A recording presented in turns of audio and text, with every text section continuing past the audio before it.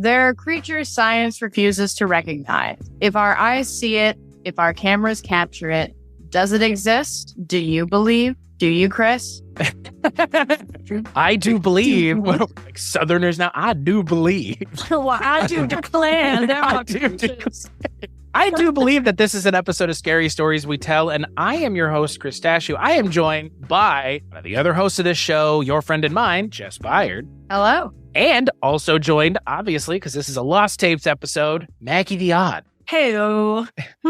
We're approaching the end of this. Yes, Finally. dangerously close. And what a topical episode. We're going to be talking about the Beast of Bray Road, and it has to do with a werewolf killing QAnon or militia people. So the pre-QAnon. Yeah, like Ruby Ridge, can't say Waco, the Ruby Ridge type, I guess, or the Timothy McVeigh type people out in the woods because the government is out to get them. So on this episode of Lost Tapes Chronicles, we're going to be talking about the 9th episode of the 3rd season, the penultimate episode of Lost Tapes, Beast of Bray Road. So, the Beast of Bray Road. Had either of you all heard of the Beast of Bray Road before the episode? New to me. I feel like I had come across it in, some various sort of cryptid research at some point, but I wasn't ever really sure what it actually was. Well, I don't know that I really am even now. Are you sure? Yeah, that's, to be fair, I know what they said it is in this episode, which is a werewolf, an American werewolf. And I laughed so hard. It's an American werewolf. In London. In London? No, not in London. What a bummer. No, it is a 6 to 7 foot tall man wolf. I mean, again, it can walk on 2 legs or can walk on 4. But it is supposedly a werewolf. It is called the Wisconsin werewolf because it has been witnessed in Elkhorn, Wisconsin, which is a rather rural part of the state. But hey, when you go outside of most cities in this country, it's really rural anyway. So, But this is in southern Wisconsin. And this episode, like we kind of already mentioned, focuses on some militia guys out in the woods who have a reporter show up to do an interview with them. And then all of a sudden, a werewolf starts attacking. And the werewolf, there are cold opens with this show now. So we actually see the werewolf show up in the cold open where a guy just gets murdered. But what a weird episode. And I mean, creature makes sense, I guess, but what a weird episode of this show. Huh? It's a really aggressive thematically, with militia and heavy-handed government is out to get you. Yeah. I mean, this was 2010? Yeah, which is crazy. Yeah, kind of tracks though. I don't know. It felt like it fit more into the grade of episode we were getting at the very beginning, except for they didn't call the militia the Enigma Corps, but I still think it fits that really schlocky, action hero type of vibe that they were going for in a few of these episodes. Just really bizarre choice, though. What's strange about this episode is, like you mentioned, Maggie, there is this kind of, it reminds me of the Bigfoot episode, which I think was, that was a fucking first season, where the woman, the park rangers in the woods and the poachers are there. But what just kind of took me out of this episode every time they did it was when they were showing aiming down the sights constantly. It's this is such a weirdly aggressive show all of a sudden in a not cool way. Again, I'm not rude or any shit. It's just, it doesn't work very well. That's not this show. This is a weirder show than it's ever been. And I think, with the last couple episodes that we've talked about, the Serpent God episode was pretty odd in and of itself. But this is just strange at how kind of normally the people in the episodes aren't painted so negatively. And this is the first time where I'm I don't care. Yeah. I don't care at this point if any of these people make it out of this. Right. Let the guy in the werewolf costume from Spirit kill all of them. Yeah, let the furry just get his way, okay? Yeah, it's very strange in that, the narrative that they choose outside of, the informational structure that is these episodes where you get, your standard History Channel style interviews. The story, the actual, narrative that they're telling within it kind of feels like it's trying to make a statement, which is really an odd thing to do in a show like Lost Tapes, especially around a werewolf episode. Right. It's a strange time in the series to start trying to make stands about things that are going on in the world or things that you want to speak about that are happening within a werewolf show in its third season on animals. Well, we support the Second Amendment around here. It's like, whoa, what? Like, okay then. Right. yeah, again, like, I got no problem with anybody's personal beliefs, but this is just a strange show to be having any of that. And again, it reminds me also kind of the first season where, remember the vampires in the Afghanistan caves. This kind of feels that same. It feels like they were like, oh, well, we're gonna be kind of topical and have these militia guys. They're out in the woods, but there's a werewolf. It's like, okay, like, could have been interesting. Actually, interesting setup, frankly, like a kind of a novel premise. But it just devolves very quickly into the exact same thing we've seen before, over and over again. Like the show has run out of tricks at this point, is what it feels like, right? A little bit, or they knew that it was closing down, so they're like, all right, we just got to get these two done. So just blam, done, get it out of here. Yeah, it's weird. There's been a lot of like military and cops this season. Like just almost every episode has had like some sort of gun-wielding person involved in the investigation or involved in the ongoing footage that we're seeing in the tape. That wasn't the case last season. Last season it was you had like the two people who were going to investigate the what the hell were those people doing? The ones that end up being on the boat with the centipede. Like they were soldiers. They're like doctors or scientists, right? They were doing research. And then like previous to that, we had the environmentalist group that was breaking and entering into that company with the big snake. Right. Like it's a stark contrast between not only those episodes, but just within the episode, you have like this crazy cartoon villain like scenario in stark contrast to then when they cut to the facts, like Just was saying, where it's like, it's a science show, but it really feels so imbalanced in tone. It doesn't really come off as anything particularly specific. It just seems very generalized, which I feel is very adequate for the creature of choice, considering there wasn't too much special in particular of this sighting except for the location. Which I don't know. Maybe if there were more firsthand accounts, I would be able to know like the difference between this. But the way that they describe and interact with this particular cryptid, it's nothing special, which is, it's just a werewolf. It's a little sad. Well, it couldn't. I mean, again, if we don't even have those shots of the werewolf, how is this episode any different than the devil monkey? Oh, true. Like a creature in forest/jungle hunting people who are invading its domain. That's the devil monkey episode all over again. And yet this is doing the same thing, except, we get to see a really kind of quick shots of a guy in a Halloween costume. Yeah. Like I've seen that werewolf costume that they're wearing at Spirit. It's like the long stringy hair. Like it's not anything unique or exciting, like you both have mentioned. It's kind of a shame. I mean, and it's all through like security cam footage and like gun sites and like really just, staticky looking footage that's unpleasant to look at and does not reveal anything. So you just come away from it feeling like you watched nothing happen. Like just a lot of people running around yelling at each other. Well, the use of that green, the green that they're using is awful. It looks like a mid 2010s or early 2010s graphic, like screen graphic for a company that's just like, whatever, we're just make it look like a gun. Got it. Yeah. And again, the creature at the heart of this, the Beast of Bray Road, there are not a lot of firsthand accounts of it. There are some, but this is another one of these creatures where it was cited a couple times, like 3 or 4 times. And it was cited first in 36, but again, this is not like Bigfoot. This is a rather obscure cryptid, which is fine. I'm glad that it is. But they actually never really talk about it in the episode. They more just talk about werewolves again. In general. Well, and I mean, exactly. It's only obscure in that it hasn't been reported as much as other cryptids, but it's not obscure in a like unique way that would be something that you are familiar with that isn't basically just a werewolf. Right. Like you said, like they just talk about werewolves the whole time. So it's like, that's what it is. Well, and I mean, the other thing is there's another cryptid in the same area of the world, the Michigan Dogman, also known as the Michigan Werewolf, which was cited in 1887. So in this area of the world, you have 2 werewolf-esque creatures running around that are even getting misidentified as one another? Because if you go and read up about the Beast of Bray Road, some people are like, well, it could be the Michigan Dog Man. And it's like, so are they two separate things? Are they the same thing? Is it just a werewolf?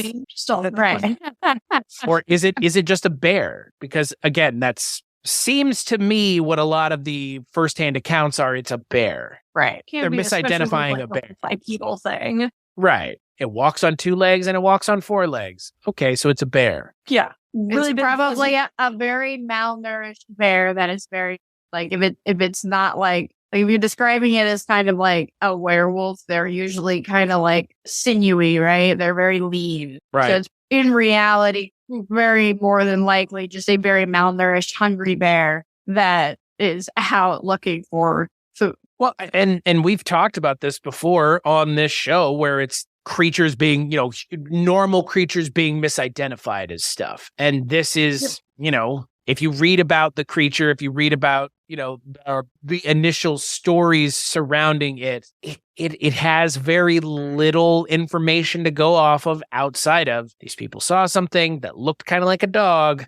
a huge walking dog. But again, like bears exist. It's not like you're seeing something that is so weird and strange and unique. Like you mentioned, Jess, that people be like, what is that? It's like, you're probably just misidentifying a bear. And they have black bears. I mean, the black bears are prolific in that area of the world. Mm-hmm. So absolutely. It's not like that. It's not like there's not something there already. And then to further add insult to injury, it has a cool name, but even the episode can't do anything with the information that they're given. The best that they can do is just a creature hunting militia guys in the woods. Right. I was really hoping they would even utilize like one shot that they mentioned in the like stories being like, yeah, they would see it on 4 legs and then it would stand up and come out of it. It's like, that is such a, I mean, you could do a distant shot or something like that with that. But yeah, that's something fine. Super close, very tight, green, blurry, a lot of yelling. Gotcha.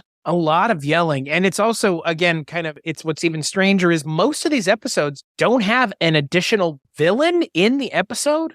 Most of the time, the creature is the issue at hand. But in this episode, that's not the case. In this episode, the creature is almost secondary. The creature is not even, I wouldn't even think you could make the case that the creature is violent. It's violent, but I don't think it's evil because it ends up saving us, I guess, ostensibly one of the main characters.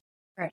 And and I mean, and it's not unprovoked, like they are traipsing around in the woods, shooting guns and shit like that. So, I mean, it's not, like you said, it's not evil, it's not bad. It's purely just that it's like all the more reasons to think that it's likely just like a bear or something, that it's just kind of acting like a wild animal that feels threatened would act. Right. And all of the sightings and information out there about these creatures make it seem like, it's just out there walking around. It's not really interacting with people. People are claiming that they're seeing, animal mutilations and that animals have been killed in the area. But yeah, I mean, if you have domesticated animals, bears are going to hunt them out and find them. Right. It's not, again, it's not a big jump. I think a lot of some of these, regionals, kind of super regional cryptids, we don't hear about a lot of them because a lot of them are just like this, where it's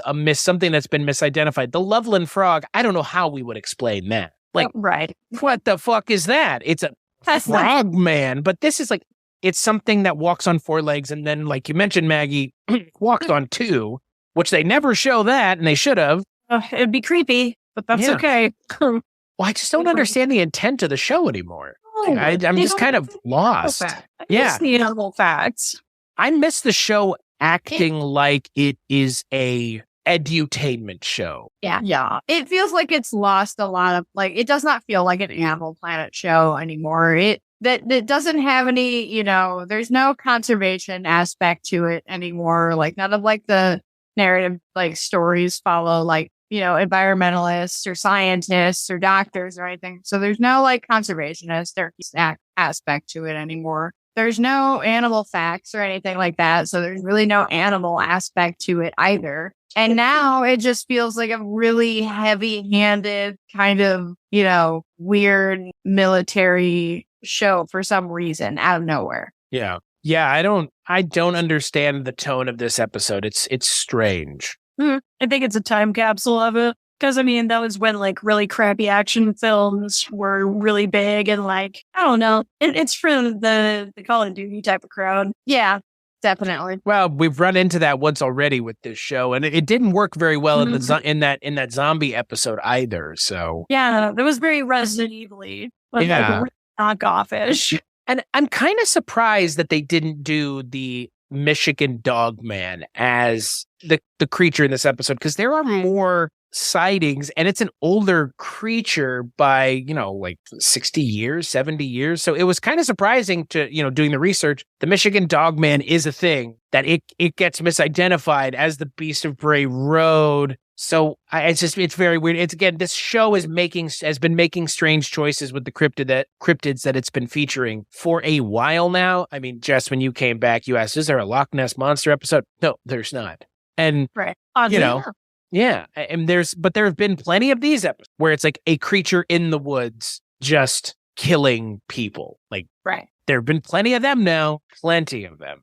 To the point where I'm sad that this show is ending and that we're coming to an end with this show that we're talking about, but at the same time, it's starting to overstay its welcome. Yeah, sadly, I think a lot of this boils down to what the producers were really hoping for views of a certain demographic. Mm-hmm. And so I think that kind of ended up cutting a lot more corners than necessary because, I mean, you see very vague, like, inklings left of the original intent of it because they still give us, like, not necessarily animal facts, but mentions, I guess. It's just they went a different direction and they probably knew by now that they were going to be put. So just using whatever footage that they had and just kind of scrambling to figure something out is probably what it boiled down to. Or at least that's my optimistic approach to it, because I know there's some good ideas, just poor executions. And I don't think that's anybody's one fault, just a bunch of weird decisions put together.